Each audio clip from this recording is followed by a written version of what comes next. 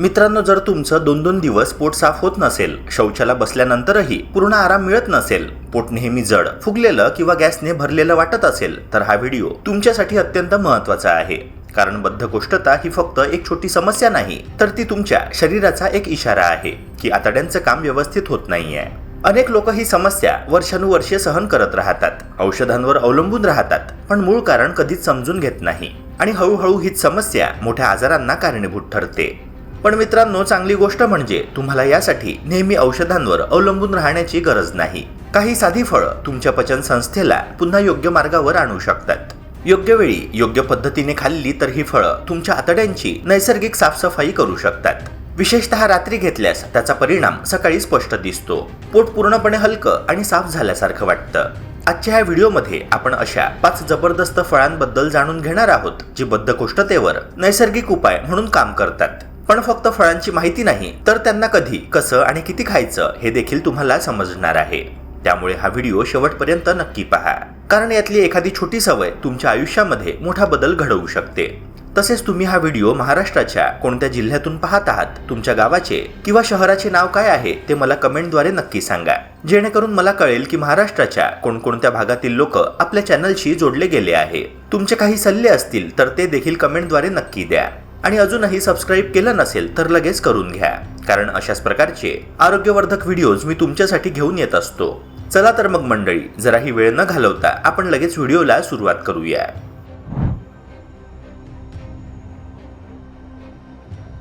मित्रांनो, पपई हे असं फळ आहे ज्याकडे आपण अनेकदा साधं समजून दुर्लक्ष करतो, पण पचनाच्या दृष्टीने ते अत्यंत उपयुक्त ठरतं. या फळामध्ये नैसर्गिकरित्या असलेले एन्झाईम्स अन्नाच्या विघटनाची प्रक्रिया सुलभ करतात. विशेषतः प्रथिनांचं पचन अधिक सुरळीत होतं, ज्यामुळे जे अन्न आपण खातो ते पोटामध्ये जास्त वेळ अडकून राहत नाही, तर ते योग्य वेळी पुढे सरकतं. याचा परिणाम असा होतो की पोटावरचा ताण कमी होतो, जडपणा जाणवत नाही आणि पचनाची संपूर्ण प्रक्रिया अधिक हलकी आणि व्यवस्थित वाटू लागते. याशिवाय पपईमध्ये असलेलं भरपूर प्रमाणात फायबर आतड्यांच्या हालचालींना चालना देतं. जेव्हा आतडे नियमितपणे आणि योग्य गतीने काम करतात, तेव्हा मल मऊ राहतो आणि सहजपणे बाहेर पडतो. त्यामुळे शौचाला बसताना ताण द्यावा लागत नाही आणि पोट पूर्णपणे साफ झाल्यासारखं वाटतं. पपई खाल्ल्यानंतर जो हलकासा आरामदायी अनुभव येतो तो याच कारणामुळे असतो, कारण हे फळ आतून तुमची पचनसंस्था व्यवस्थित काम करण्यासाठी मदत करतं. जर तुम्ही ही सवय रोजच्या दिनचर्येत समाविष्ट केली, विशेषतः सकाळी रिकाम्या पोटी पिकलेली पपई खाणं, तर काही दिवसांतच सकारात्मक बदल जाणवू लागतात. पोटातील गॅस, अपचन, फुगलेपणा आणि बद्धकोष्ठतेसारख्या समस्या हळूहळू कमी होतात. ही एक साधी, नैसर्गिक आणि सुरक्षित पद्धत आहे जी कोणत्याही साईड इफेक्ट शिवाय तुमच्या पचन संस्थेला मजबूत बनवते आणि तुम्हाला दिवसभर हलकं, ताजं आणि ऊर्जावान ठेवते.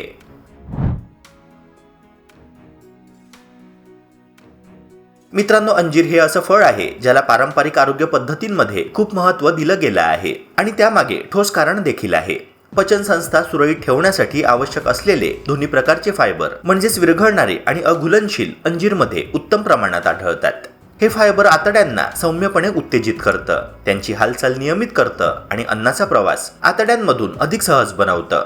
ज्यामुळे ज्या लोकांना वारंवार पोट साफ न होण्याची समस्या जाणवते, त्यांच्यासाठी अंजीर हा एक नैसर्गिक आणि विश्वासार्ह पर्याय ठरतो. वाळलेल्या अंजीरचं खास वैशिष्ट्य म्हणजे त्यामध्ये असलेला नैसर्गिक गोडवा आणि हलकासा चिकटपणा. मित्रांनो, हा गुणधर्म आतड्यांच्या आतील भागाला मऊ ठेवण्यासाठी मदत करतो, ज्यामुळे मल कोरडा आणि कडक राहत नाही.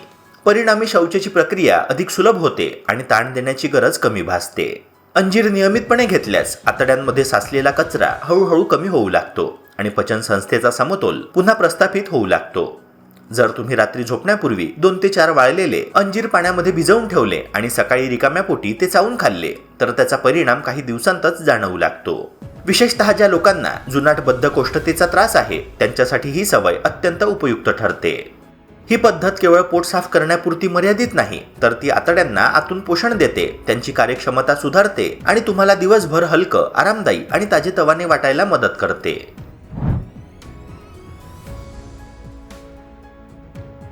मित्रांनो, आलू बुखारा हे असं फळ आहे जे बद्धकोष्ठतेच्या समस्येमध्ये खूप प्रभावी ठरतं आणि अनेक लोकांसाठी ते जणू नैसर्गिक रेचक म्हणूनच काम करतं.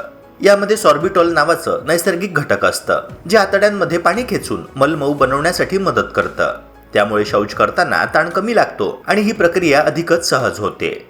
जेव्हा मल खूप कडक किंवा कोरडा असतो तेव्हा हीच गोष्ट सर्वात मोठा अडथळा ठरते आणि आलू बुखारा हा अडथळा कमी करण्यासाठी आतून काम करतो.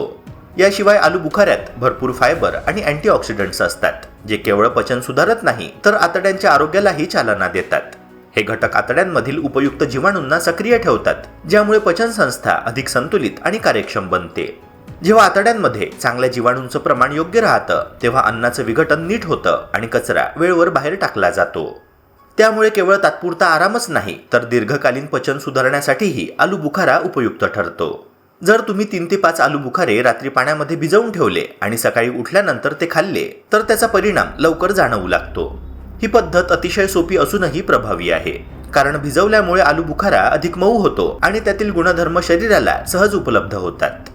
काही दिवसांतच पोट साफ होणं अधिक सुलभ होतं, जडपणा कमी होतो आणि दिवसभर हलकं आरामदायी वाटू लागतं. नियमितपणे ही सवय लावल्यास बद्धकोष्ठतेपासून नैसर्गिकरित्या मुक्ती मिळू शकते.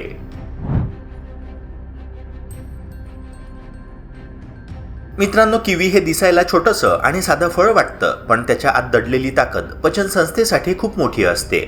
या फळामध्ये असलेले नैसर्गिक एन्झाईम्स अन्नाच्या विघटन प्रक्रियेला चालना देतात, ज्यामुळे पचन अधिक सुरळीत आणि जलद होतं. विशेषतः जड किंवा प्रथिनयुक्त अन्न खाल्ल्यानंतर किवी मदत करतं, कारण ते अन्न पोटामध्ये जास्त वेळ थांबू देत नाही. त्यामुळे जडपणा, अपचन आणि फुगलेपणा कमी होतो आणि पोट अधिक हलकं आणि आरामदायी वाटू लागतं. किवीमध्ये असलेलं फायबर आणि पाण्याचं प्रमाणही खूप महत्त्वाचं असतं. हे दोन्ही घटक मिळून मल मऊ ठेवण्यासाठी मदत करतात, ज्यामुळे शौचाची प्रक्रिया सुलभ होते.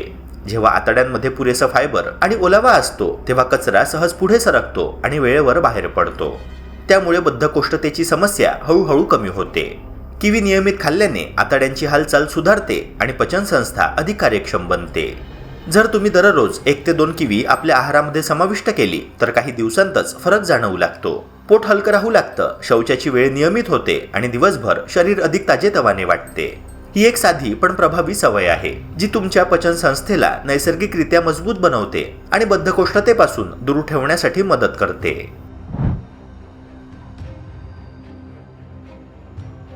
मित्रांनो, नाशपाती हे असं फळ आहे जे पचन संस्थेसाठी अत्यंत उपयुक्त मानलं जातं, कारण त्यामध्ये भरपूर प्रमाणात फायबर असतं. विशेष म्हणजे ह्या फळाची सालच त्याचा सर्वात मोठा फायदा आहे, कारण जास्तीत जास्त फायबर ह्याच्या सालीमध्येच आढळतं.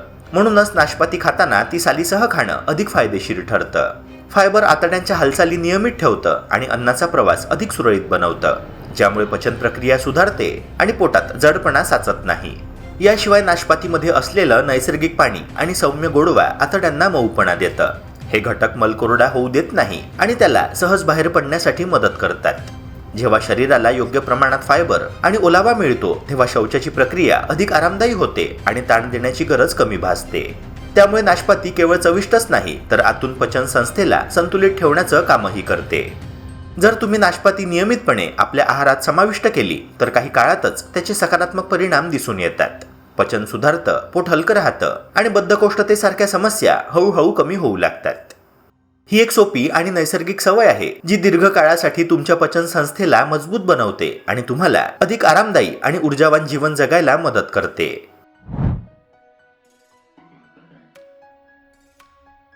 मित्रांनो, आपण अनेकदा असा समज करून घेतो की फक्त चांगली फळं खाल्ल्याने पोटाचे सर्व प्रश्न आपोआपच सुटतील. पण खरं पाहिलं तर शरीराची कार्यप्रणाली ही खूपच सूक्ष्म आणि सवयींवर अवलंबून असते. सकाळची सुरुवात कशी करता, दिवसभरात काय आणि कधी खाता आणि रात्री किती विश्रांती घेता, ह्या प्रत्येक गोष्टीचा पचन संस्थेवर खोल परिणाम होत असतो. दिवसाची सुरुवात कोमट पाण्याने केल्यास शरीरातील साचलेले घटक हलकेच बाहेर पडण्यास मदत होते. त्यानंतर ठरलेल्या वेळेत जेवण केल्याने शरीराला एक रिदम मिळतो, ज्यामुळे पचनक्रिया अधिक सुरळीत होते. अनियमित जीवनशैलीमुळे आतड्यांची नैसर्गिक हालचाल बिघडते आणि याच कारणामुळे अनेकांना बद्धकोष्ठतेचा त्रास होतो. म्हणूनच केवळ काय खाता हेच नाही तर कसं जगता हे देखील तितकंच महत्त्वाचं ठरतं. यासोबतच आपल्या रोजच्या आयुष्यात थोडीशी शारीरिक हालचाल असणं अत्यंत गरजेचं आहे. सतत बसून राहणं किंवा कमी हालचाल करणं ह्यामुळे शरीरातील अनेक प्रक्रिया मंदावतात, ज्याचा थेट परिणाम पचनावर होतो. दररोज थोडं चालणं, साधा योगाभ्यास करणं किंवा अगदी हलका व्यायाम करणंही आतड्यांच्या हालचालींना चालना देतं. मित्रांनो, जेव्हा शरीर सक्रिय असतं तेव्हा अन्नाचं विघटन योग्य प्रकारे होतं आणि त्यातून निर्माण होणारे अवशेष सहजपणे बाहेर टाकले जातात. त्यामुळे पोटामध्ये जडपणा, गॅसेस किंवा अडथळा जाणवत नाही. याशिवाय व्यायामामुळे मनही प्रसन्न राहतं आणि मानसिक ताण कमी झाल्यामुळे पचनसंस्था अधिक चांगल्या प्रकारे कार्य करते. म्हणजेच शारीरिक हालचाल ही केवळ शरीरासाठीच नव्हे तर पोटाच्या आरोग्यासाठीही अत्यंत आवश्यक घटक आहे.